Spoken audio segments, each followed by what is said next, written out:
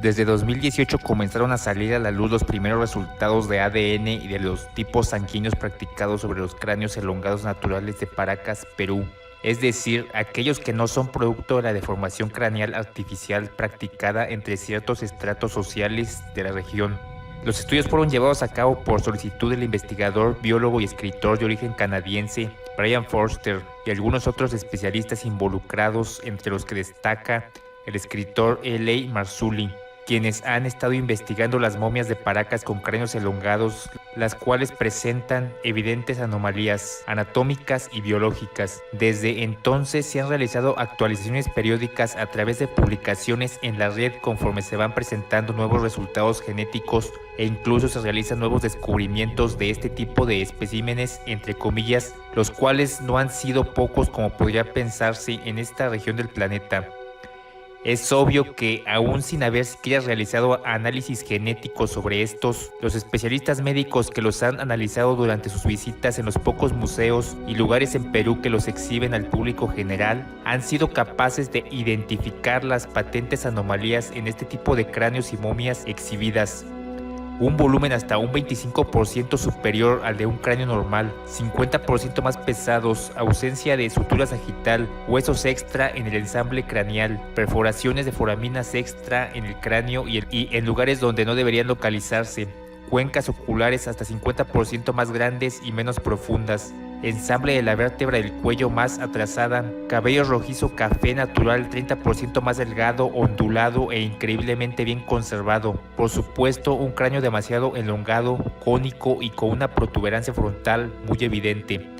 Por no decir que los especímenes presentan gran altura y otras anomalías como número de costillas diferente al de un humano moderno normal, huesos más largos y por ende mayor altura, etc. Los cráneos elongados naturales de Paracas difieren mucho de aquellos cráneos que fueron elongados artificialmente mediante la aplicación de presión por medio de tablillas y vendajes sobre los recién nacidos de aquellos nativos americanos que practicaron la deformación craneal artificial por distintas razones. En el caso de la deformación craneal artificial, esta ha sido identificada en los 5 continentes, excepto la Antártida hasta donde se sabe, y desde hace miles de años en los inicios de la civilización, incluso mucho más, como ciertos cráneos artificialmente deformados de Neandertal, localizados en la cueva de Shanidar en Irak, con más de 35.000 años de antigüedad, han evidenciado. La cultura Paracas ha sido datada entre el 800 antes de nuestra era y el 100 después de nuestra era, ambas fechas de súbita aparición y desaparición respectivamente. Ocuparon la actual península de Paracas y lo que es en la actualidad la provincia de Pisco, Perú. En primer lugar, los estudios genéticos que pudieron obtenerse solo confirman algo que ya se especulaba desde hace mucho tiempo. Los especímenes de Paracas no eran nativos americanos, incluso es probable que no pueda considerárseles Homo sapiens sapiens, sino una subespecie de la humanidad genéticamente compatible, pero muy probablemente más inteligente, teniendo en cuenta su mayor capacidad craneal y si periféricamente observamos los desarrollos técnicos que se les atribuyen en el campo de las artesanías textiles consideradas por algunos especialistas como las más perfeccionadas de las Américas, las cirugías craneales, trepanaciones con implantes metálicos incluidos, desarrollos agrícolas de irrigación, navegación, etc., llevados a cabo en su tiempo. Se debe de aclarar que solo la élite gobernante y sacerdocio de la cultura Paracas tenía cráneos elongados naturales, alrededor del 5% según cálculos de Bryan Foerster. La población en general no. Sin embargo, muchos practicaron la elongación artificial y la evidencia genética y anatómica muestra que existió una probable hibridación entre los Paracas originales y los nativos americanos, como veremos más adelante. La élite Paracas, aquellos con cráneos elongados naturales, fueron enterrados de manera muy cuidadosa en una especie de bolsa o fardo funerario formado de textiles de una calidad sin precedentes incluso para cualquier otra cultura nativa americana. De manera general, Julio Tello, el padre de la arqueología peruana, descubrió en 1927 429 de estos fardos funerarios en el área de Cerro Colorado, en la península de Paracas. La calidad de los textiles era tan extraordinaria que incluso atrajo la atención del multimillonario Nelson Rockefeller cuando Julio Tello se los presentó durante un viaje al Perú del magnate en los años 30. Rockefeller quedó tan impresionado que accedió a financiar una instalación para proteger a las momias de Paracas del deterioro y rapiña que ya habían sufrido desde esos años por comerciantes de piezas arqueológicas. A cambio, Rockefeller se quedó con una de las momias empaquetadas en un fardo funerario que fue llevada al Museo Metropolitano de Arte de Nueva York para terminar posteriormente en el Museo de Historia Natural Americano en esa misma ciudad. No podemos dejar de señalar que los tejidos de los textiles Paracas llegaban a presentar hasta 500 hilos por pulgada cuadrada, algo difícil de replicar incluso en nuestros días. Era tal su calidad que fueron comercializados en el mercado negro arqueológico por su notable calidad y por los cuales se llegaron a pagar exorbitantes sumas de dinero.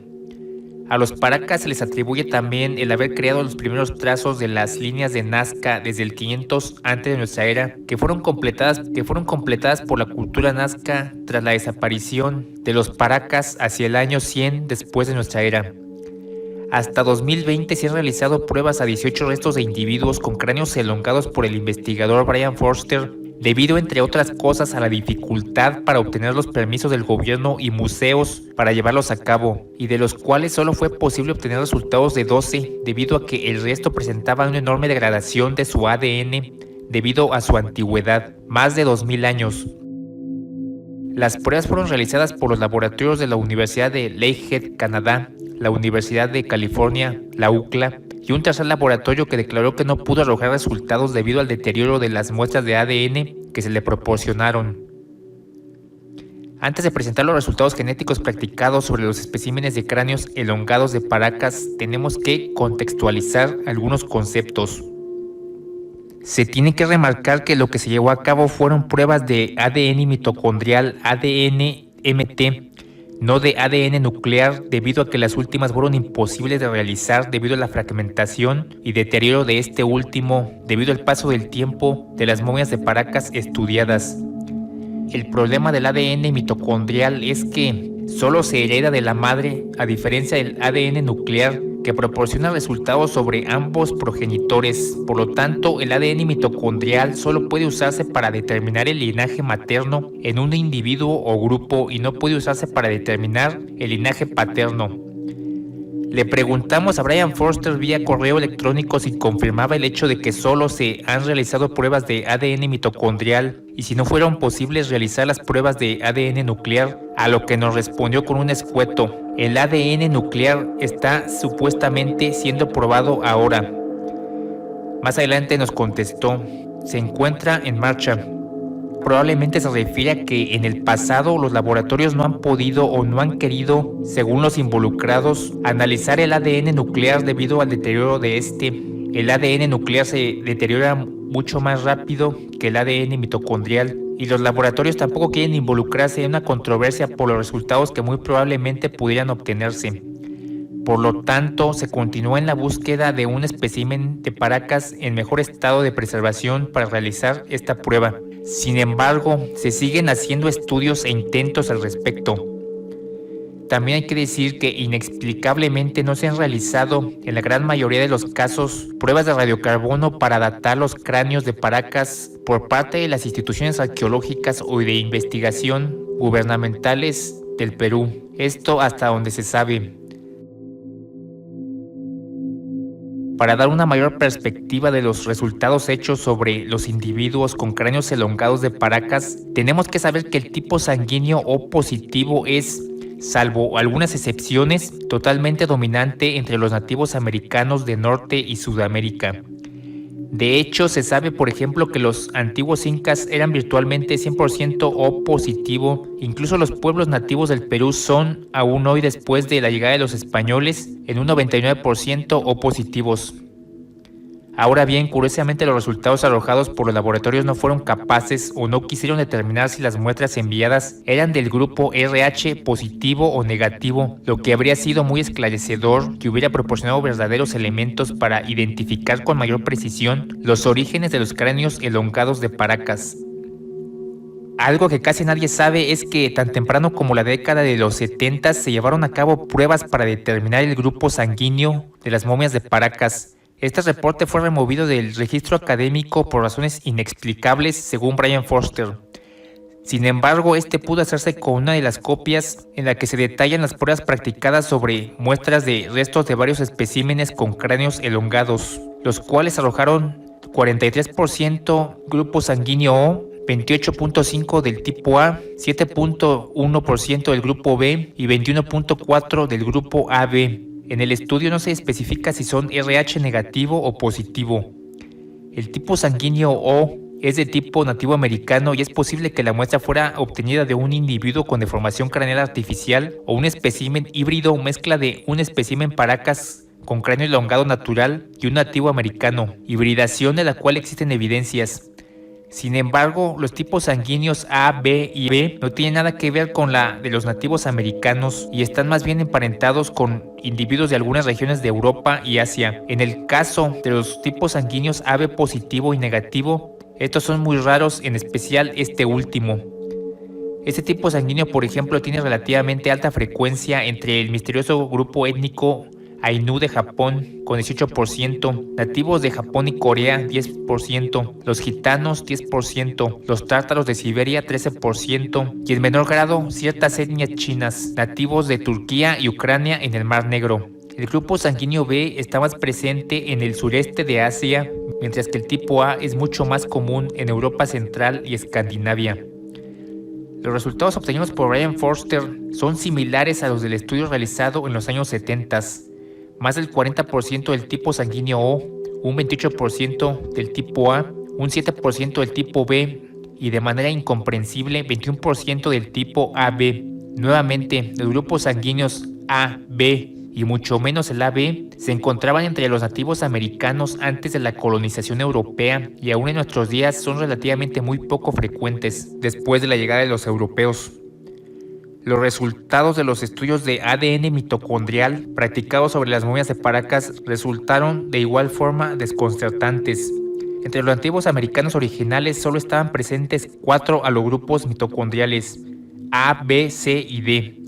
Los resultados obtenidos por Forster arrojaron halogrupos del grupo B de origen nativo, pero otros que son totalmente desconocidos e inexplicables. Los halogrupos U2, E1, U2E, H, H2A, K, J1B1, los cuales son localizados en la zona del Cáucaso y Crimea en el Mar Negro. Se sabe que los cráneos elongados más grandes en el mundo hasta ahora han sido encontrados en la región de Paracas y en el Cáucaso. Concretamente, en esta última región han sido localizados en las ciudades de Piatigorsk y en Yakovenkovo, Crimea. Es interesante también notar que en la República de Georgia, en el este del Mar Negro, se han localizado los restos de esqueletos de enorme estatura conocidos como los gigantes del Cáucaso de Georgia, y donde también se ubican los extraños dólmenes con formas de habitación atribuidos a constructores de gran estatura, gigantes, como lo describen los nativos de aquellas regiones, y que datan de hace 5000 años al inicio de la Edad de Bronce en la región de Abjasia en ese mismo país. También se han encontrado cráneos elongados muy similares a la de la población con cráneos elongados de Paracas en las ciudades rusas de Omsk, en varios montículos de enterramientos, el sitio arqueológico de Arkaim, conocido como el Stonehenge ruso, cercanas a la actual República de Kazajstán. Lo que es más, y de manera desconcertante, 5 de las muestras de ADN mitocondrial arrojaron tipos de halogrupos que son totalmente desconocidos para la ciencia moderna en la actualidad. Pero, ¿cómo llegaron a la región de Paracas, Perú, estos especímenes con cráneos elongados desde casi las antípodas del mundo? ¿Acaso cruzaron el Atlántico, luego el estrecho de Magallanes a través de Tierra de Fuego en el sur del continente americano, para finalmente ir bordeando las costas de Chile hasta llegar a Paracas? Brian Forster sostiene otra teoría. Él ha hecho investigaciones sobre las corrientes marinas y sobre todo las culturas de la región de Oceanía, en especial de la isla de Pascua. Así es como resume a grandes rasgos su teoría de tipo difusionista acerca de cómo llegaron los Paracas a las costas del Perú.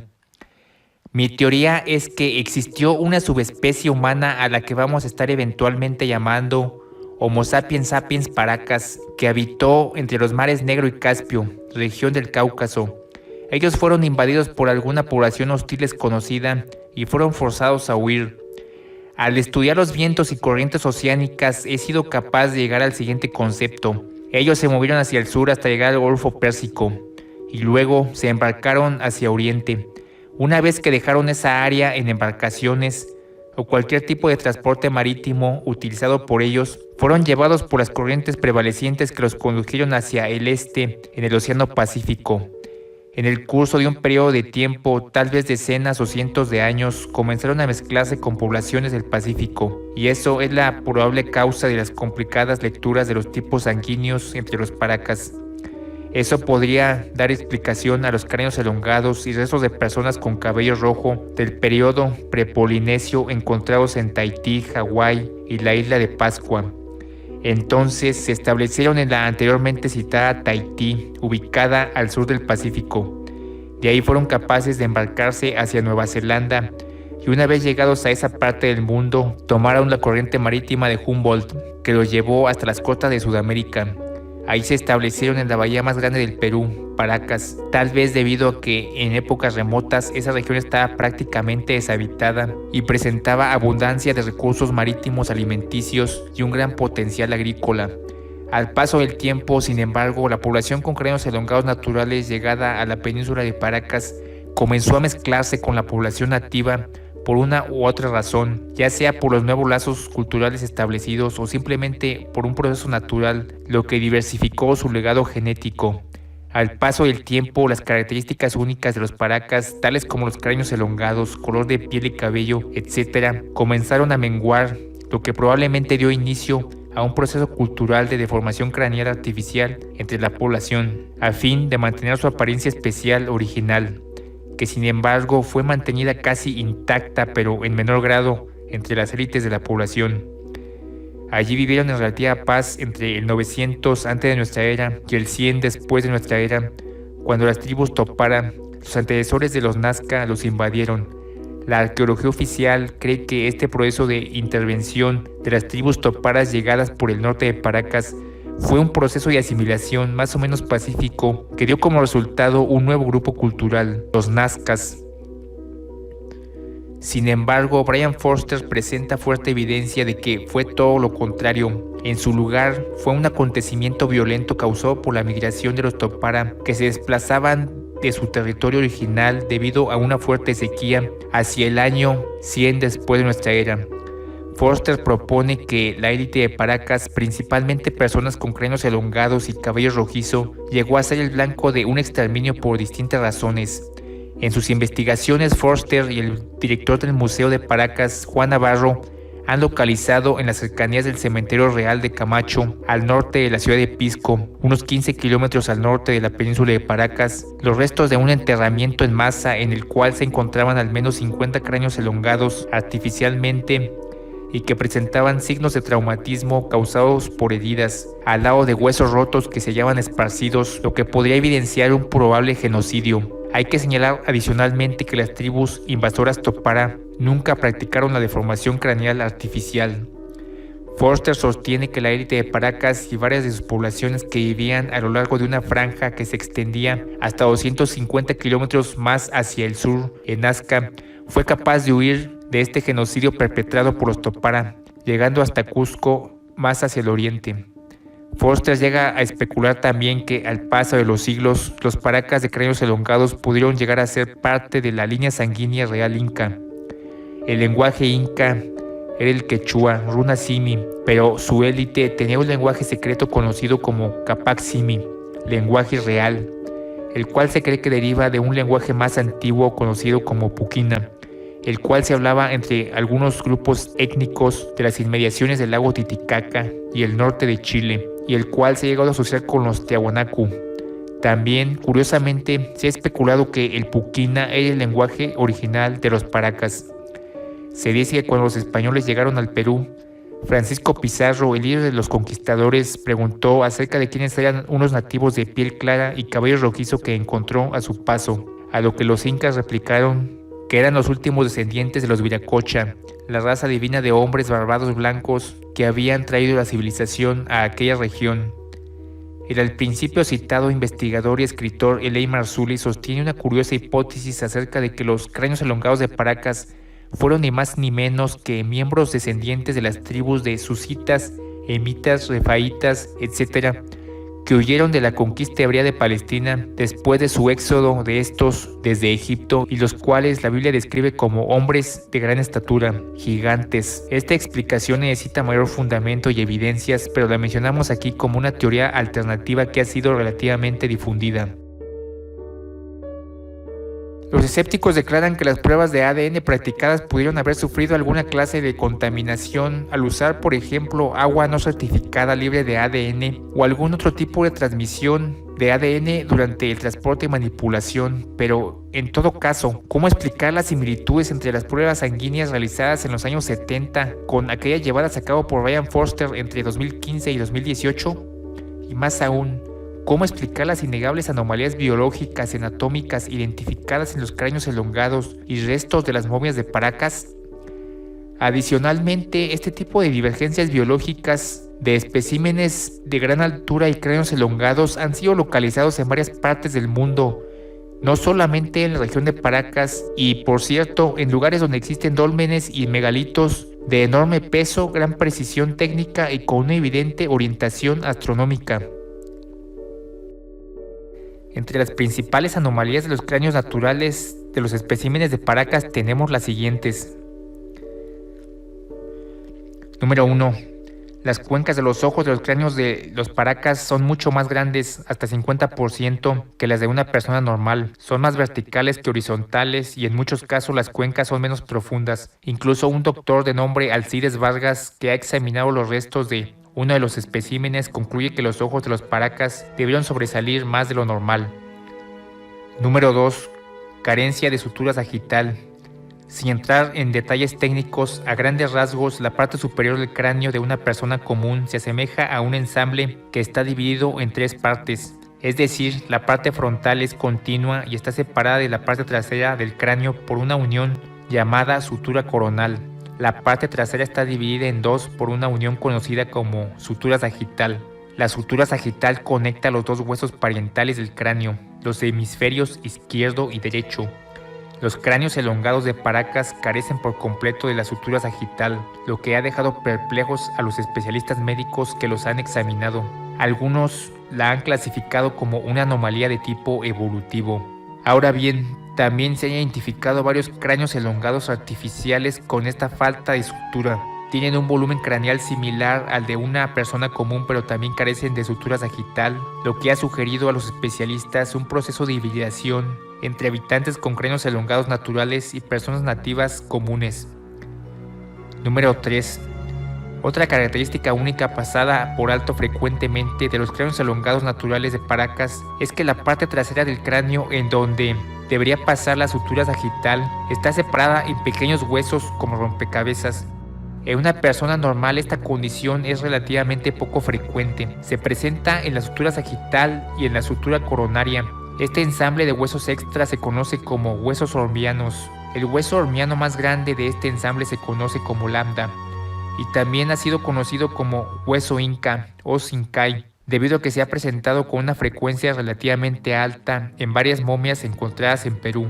Esto también sugiere algún vínculo genético entre Paracas e incas, por lo menos entre su élite gobernante. Número 4. Los cráneos elongados naturales de Paracas presentan mandíbulas más robustas y mucho más grandes de lo normal. Bryan Foerster ha descrito esta característica como similar a la de los antiguos homínidos, en especial a la de los Australopithecus. Es interesante saber que cuando a finales del siglo XIX y principios del siglo XX se comenzaron a desenterrar los llamados gigantes encontrados en los montículos arqueológicos por todo Estados Unidos, muchos de los cuales tenían cráneos elongados, los reportes casi siempre resaltaban su prominente mandíbula, que difería de la de un cráneo humano normal. Número 5. La cavidad que une la columna vertebral con la base del cráneo se conoce como foramen magnum, es decir, el cuello. En un cráneo normal, el foramen magnum está ligeramente descentrado hacia la parte trasera del cráneo y tiene un diámetro aproximado de 36 centímetros. En un cráneo elongado natural de Paracas, el foramen magnum está de manera anómala totalmente retrasado hacia la nuca y tiene un diámetro de solo 20 centímetros en promedio y con una forma marcadamente oval. L.A. Marzulli presenta el estudio de un arqueólogo que ha escrito un artículo acerca de la posición del foramen magnum en más de 1000 cráneos. sostiene que en los cráneos de Paracas la posición del foramen magnum es completamente diferente de la de un ser humano normal y también es más pequeño, lo que refuerza la teoría de que no hubo entablamiento del cráneo a fin de causar una deformación artificial, sino que es una anomalía genética. Es probable que la posición del foramen magnum en los cráneos de Paracas fuera necesario a fin de balancear sus cráneos demasiado elongados y protuberantes. Número 6. Una anormalidad demasiado patente es la ausencia del foramen oval en varios cráneos de Paracas. El foramen oval es un conjunto de orificios conductores debajo del cráneo por el que circulan varios ensambles vasculares y nerviosos que son enrutados hacia la cara y cerebro. También sirve para conducir miembros mandibulares en un humano moderno normal, los cuales son responsables de las funciones de morder y mascar. Eso hace especular a los investigadores que los Paracas comían de forma diferente e incluso podrían haber carecido de expresiones faciales. Número 7. Los cráneos de Paracas presentan dos foraminas extras en la parte trasera del cráneo, es decir, dos perforaciones en el hueso parental. Todos los cráneos de un humano normal presentan foraminas, es decir, aberturas a fin de conectar nervios, venas, etc. a través del cráneo, pero no en esta posición del ensamble craneal. Esa es una marca muy diferenciadora de los cráneos elongados de Paracas. Los especialistas médicos que los han examinado no pueden explicar esta condición anormal, solo suponen que están ahí a fin de conectar y abastecer el flujo nervioso y flujo sanguíneo incrementado a lo que son unos cráneos naturalmente elongados. Número 8. Parece que los Paracas tuvieron problemas dentales. Siempre se han encontrado cráneos que les falta uno o más dientes molares, pero no es que los hubiesen perdido con la edad o algún traumatismo. La evidencia muestra que ni siquiera los desarrollaron. Un esqueleto completo encontrado en un infante de unos 20 meses de edad, conocido como el esqueleto de Waikiki, el cual posee un cráneo elongado con un tamaño desproporcionado, ha sido examinado por varios especialistas médicos y dentistas.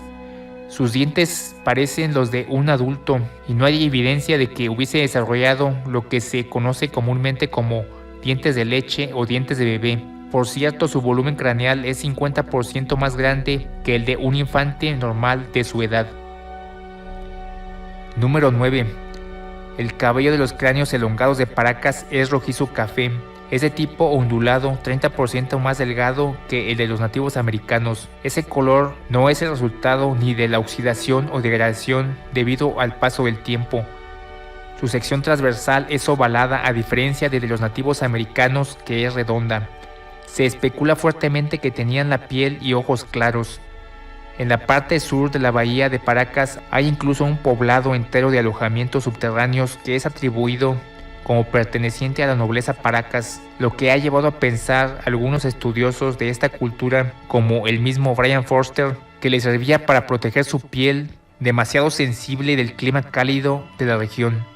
Hay también quienes han relacionado a los Paracas de cráneos elongados naturales con los neandertales que habitaron los climas fríos de Eurasia durante la última era glacial y de quienes se sabe que en general tenían piel clara y cabello rojizo al igual que los Paracas. Número 10.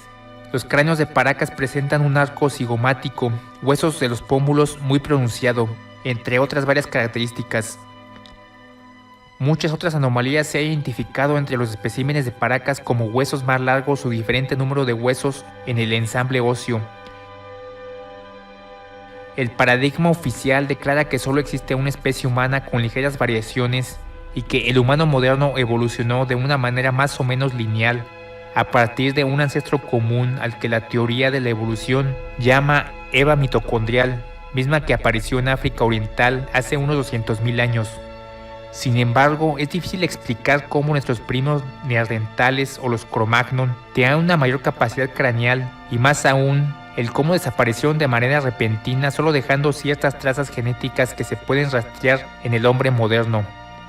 Es probable que existieran varias especies humanas al final del Pleistoceno, de la misma forma que hoy podemos observar en la naturaleza a los perros, Canis lupus familiaris, lobos Canis lupus, coyotes Canis latrans, zorros Canis vulpes, entre otras muchas variantes, los cuales son miembros de la familia Canidae y que en muchos casos son compatibles anatómica y genéticamente, formando nuevas especies como el coyo wolf, el chacal, etc. Los paracas pudieron ser miembros de una de las muchas variantes de la especie humana, una de las cuales fue diezmada o disolvió su herencia genética al paso de los milenios entre ciertas poblaciones como los incas y otras etnias alrededor del mundo que heredaron algunos de sus rasgos genéticos.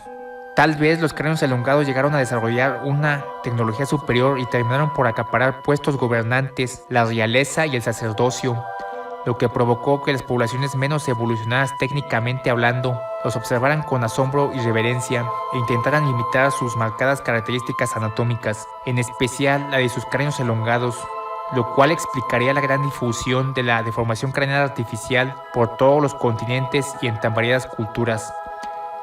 Bryan Foerster ha prometido continuar con su saga de ya varios libros sobre los cráneos elongados alrededor del mundo y publicar los nuevos resultados, tal vez ya del ADN nuclear, en una futura publicación y a través de actualizaciones en sus redes sociales. Dato curioso, Bryan Foerster afirma que el gobierno peruano, por mediación de las instituciones arqueológicas y educativas, tiene en su posesión hasta 10.000 cráneos precolombinos, de los cuales muchos podrían ser elongados naturalmente, sin contar los muchos que se encuentran en manos de coleccionistas privados e incluso entre personas que los han encontrado y los conservan como reliquia por distintas razones.